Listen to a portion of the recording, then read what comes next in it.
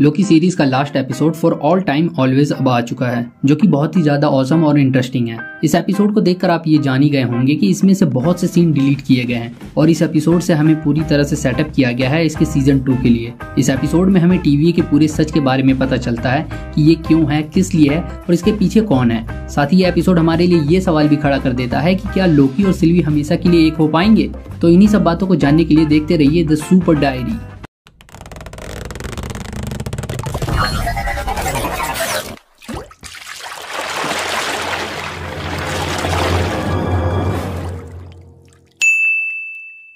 तो इस एपिसोड के इंट्रो के स्टार्टिंग में ही हमें एंड गेम के एंड में बजने वाला म्यूजिक सुनाई देता है, जिसके बाद हमको Sam, Black Panther, Ant Man, Thor, Steve Roger, Hank Pym, Captain Marvel, Loki, कॉर्प और भी मार्वल्स की बहुत से पास्ट की मूवीज के डायलॉग सुनने को मिलते हैं। जिसके बाद हमको अपने रियल लाइफ से भी रिलेटेड बहुत सी आवाजें सुनने को मिलती हैं, जैसे कि नील आर्मस्ट्रांग की आवाज में one small step for man, Greta Thunberg की पॉपुलर लाइन हाउ डियर दे, इसके बाद Malala Yousafzai, Nelson Mandela. MCU की इन सभी आवाजों के साथ रियल लाइफ वाली ये आवाजें सुनने का सीधा सीधा सा ये मतलब है कि हमारा ये रियल वर्ल्ड एमसीयू के मल्टीवर्स में कहीं ना कहीं एग्जिस्ट करता है और ये सब चीजें हमें विजुअली दिखाई भी जाती हैं। अलग अलग यूनिवर्स दिखाए जाते हैं जिसमें ये हमारा रियल यूनिवर्स है, क्योंकि जब तक ये शो किया जा रहा था तब तक हमें केवल रियल वर्ल्ड की आवाजें ही सुनाई दे रही थी। और ठीक इसी के बाद जैसे ही हम एंटर करते हैं मार्वल सिनेमैटिक यूनिवर्स में, तो यहाँ हमको इसकी मूवीज के डायलॉग सुनने को मिलते हैं। इसके बाद वही प्लेस हमें देखने को मिलता है जहाँ लोकी और सिल्वी लास्ट एपिसोड में जाना चाहते थे।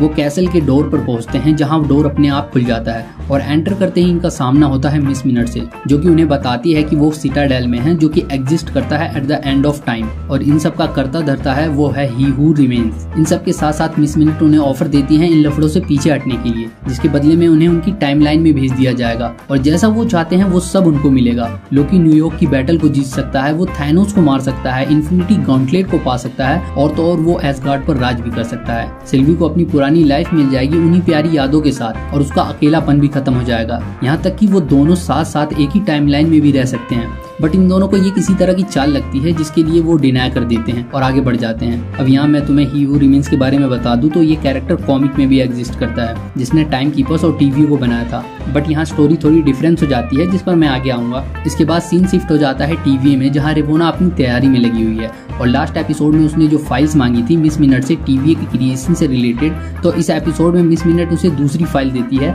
ये कहते हुए कि उसे लगता है कि ये फाइल्स तुम्हारे काम की है। बट इससे पहले कि रेवोना पूछती कि वो कौन, तो मिस मिनट वहाँ से गायब हो जाती हैं। अब भले ही मिस मिनट कहीं भी गई हो इतनी जल्दी में, ये तो पता नहीं कहाँ गई हैं, लेकिन हमारे मन में शक बढ़ाकर जरूर चली गई हैं। इसके बाद हमें सिटाडेल में लोकी और सिल्वी का एनकाउंटर देखने को मिलता है दी हू ही रिमेन्स के साथ, जिसका इंतजार हम इतने हफ्तों से कर रहे थे। ये थोड़ा देखने में अजीब और अनकंफर्टेबल जरूर है, लेकिन मैंने भी जब इसे देखा तो मेरे को भी ये बात पची नहीं कि ये कैंग है।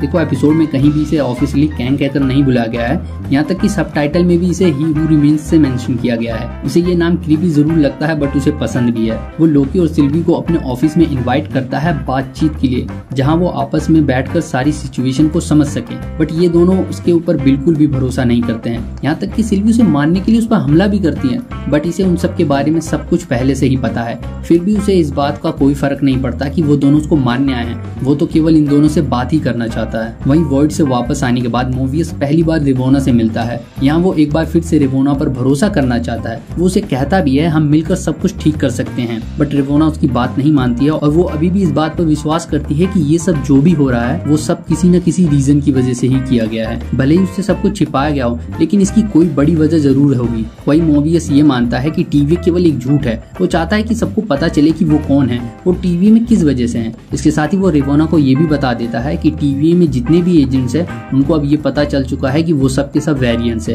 अब ये चीज हमको आगे 2018 वाले सिनेरियो में देखने को भी मिलता है, जहाँ हमें रेवोना की वेरिएंट रेबेका दिखती है। वैसे इसका नाम मैंने पीछे लगे सर्टिफिकेट में देख लिया था। वहीं दूसरी तरफ सिटाडेल में ही हू रिमेन्स सिल्वी और लोकी को ये प्रूफ करने में लगा है कि वो सब कुछ जानता है, उसे सब कुछ पता है क्या होने वाला है आगे। उसे उस बात की भी खबर है जो कि टीवी को भी नहीं पता है। वो उनकी बातों को जानता है, उसकी प्लान्स को जानता है, उनकी लेमेंटिस वाली बातों पर भी उसकी नजर थी। यहाँ पर वो ये भी बताता है कि वो दोनों यहाँ तक अपनी मर्जी से नहीं आए, बल्कि वो उन्हें यहाँ तक लेकर आया है। इसके साथ ही वो सिल्वी को लोकी के खिलाफ भड़काता भी है और वो कहता है कि क्या वो उस पर भरोसा कर सकती है, उस पर ही क्या वो किसी पर भी भरोसा कर सकती है। इस पर लोकी उसे समझाते हुए कहता है कि उसकी बातों पर ध्यान मत दो। फिर ठीक यही सीन कट होकर टीवी में मोवियस और रेवोना की तरफ शिफ्ट होता है, जहाँ मोवियस अभी भी रेवोना को मनाने में लगा हुआ है कि वो लोगों के फ्री विल के बारे में सोचे।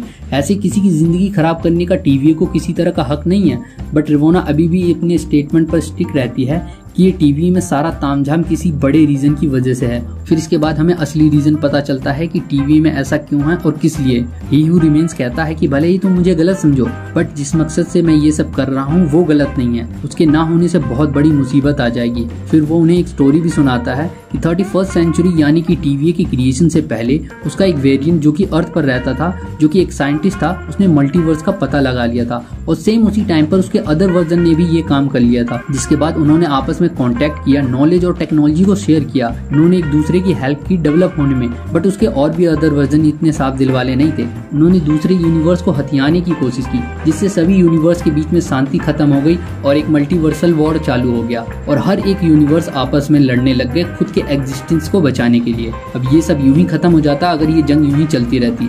बट ही हू रिमेन्स के पहले वर्जन को एक ऐसा क्रिएचर मिल जाता है जो कि स्पेस और टाइम को कंज्यूम करने में कैपेबल था, और ये और कोई नहीं, एलोय है। उसने उस क्रिएचर पर कंट्रोल किया और उसकी हेल्प से उस वॉर को खत्म कर दिया। जिसके बाद उसने अपनी टाइमलाइन को अलग किया और फिर उस सेक्रेट टाइमलाइन को अब केवल मैनेज करके रखना था, ताकि उस टाइमलाइन में से और कोई अदर ब्रांचेस ना निकले और दोबारा से मल्टीवर्स का खतरा पैदा ना हो सके, जिसके लिए उसने टीवीए को बनाया। ये सब बताते हुए लोकी और सिल्वी को कहता है कि बेशक मैं तुम्हें बुरा लगता हूँ, बट मेरे ना होने पर हालात और भी बदतर हो जाएंगे। अभी तुमने मेरे अदर वर्जन को देखा ही कहाँ है, वो तो और भी बुरे हैं मेरे से। उसे ये सब करते हुए करोड़ों साल हो गए हैं और यकीन मानो ये एक ही रास्ता है टीवीए सब कुछ ठीक रखने का। बट इसके बाद भी वो दोनों इसका यकीन नहीं मानते हैं, बावजूद इसके कि वो इस सिचुएशन को हैंडल करने के लिए दोनों को दो ऑप्शन देता है। पहला ये कि वो उसे मारने आए थे तो उसे मार दे, उसे ये चीज खुशी खुशी एक्सेप्ट कर लेता है। उसके बाद ये होगा कि उसके अदर वर्जन एग्जिस्टेंस में आ जाएंगे, फिर इन दोनों को उनसे निपटना होगा। या फिर दूसरा ये कि दोनों उसकी जगह ले ले और टीवीए को चलाए।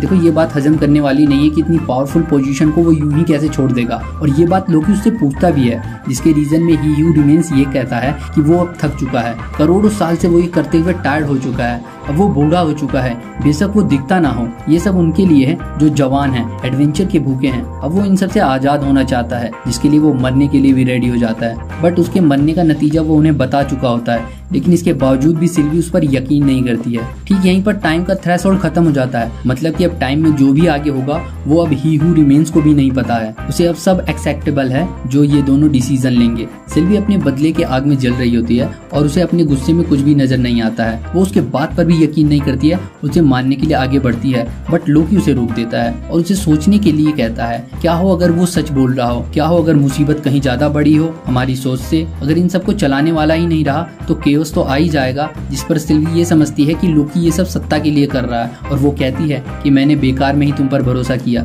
जिस पर लोकी सैंटी हो जाता और कहता है इतना सब कुछ होने के बाद भी तुम ये सोचती हो मेरे बारे में। इसके बाद उनके बीच में हमें थोड़ी सी फाइटिंग देखने को मिलती है, जहाँ पर एक मूवमेंट ऐसा आता है लगता है कि सिल्वी अब लोकी को पेल ही देगी, बट फिलहाल यहाँ पे सब सेफ है। यहाँ लोकी उसे शांत कराने में सक्सेसफुल हो जाता है, जिसके बाद वो अपनी फीलिंग्स सिल्वी को बता देता है। जिसके बाद हमें इस पूरे एपिसोड का, मतलब एपिसोड का नहीं, इस पूरे ही सीरीज का मोस्ट अवेटेड सीन देखने को मिलता है, लोकी और सिल्वी का किसिंग सीन।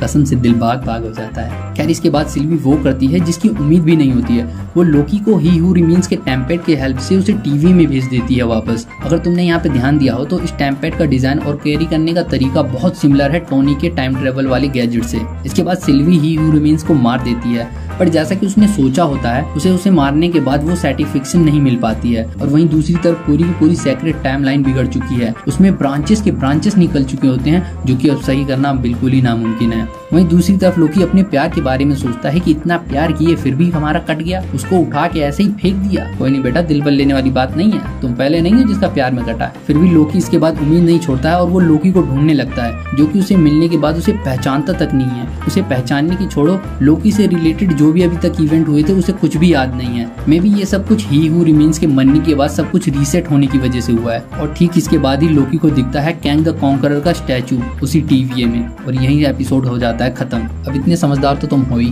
कि ये समझाने की जरूरत ही नहीं है कि ये सब हुआ कैसे। अब इसके आगे तुम दिमाग लगाना स्टार्ट करो और फैन थ्योरीज बनाना स्टार्ट करो। वैसे भी ये एपिसोड मुझे थोड़ा सा पसंद नहीं आया क्योंकि कन्वर्सेशन ज्यादा होने की वजह से। थोड़ा एक्शन होता तो मजा थोड़ा और बढ़ जाता, बट ये एपिसोड फिर भी हमें लगभग हमारे सभी सवालों के आंसर दे देती है। वैसे ये एपिसोड तुमको कैसा लगा ये मुझे जरूर बताना। खैर इसके अलावा अगर आपको ये वीडियो जरा सी भी पसंद आई हो या कुछ भी अच्छा लगा हो तो ये वीडियो को लाइक कर दे। अपने थॉट्स मुझ तक पहुंचाने के लिए वीडियो के कमेंट बॉक्स में जाकर मुझे कमेंट करें और मेरे इस ज्ञान को बांटने के लिए वीडियो को ज्यादा से ज्यादा शेयर करें। अगर आप भूले भटके कहीं से भी मेरे इस चैनल पर नए आए हैं तो मेरे इस चैनल को सब्सक्राइब कर दें और भी सुपर अपडेट्स के लिए मेरे सोशल मीडिया हैंडल्स को फॉलो करें। लिंक आपको डिस्क्रिप्शन में ही मिल जाएंगे। तब तक साथ बने रहे और देखते रहें सुपर डायरी।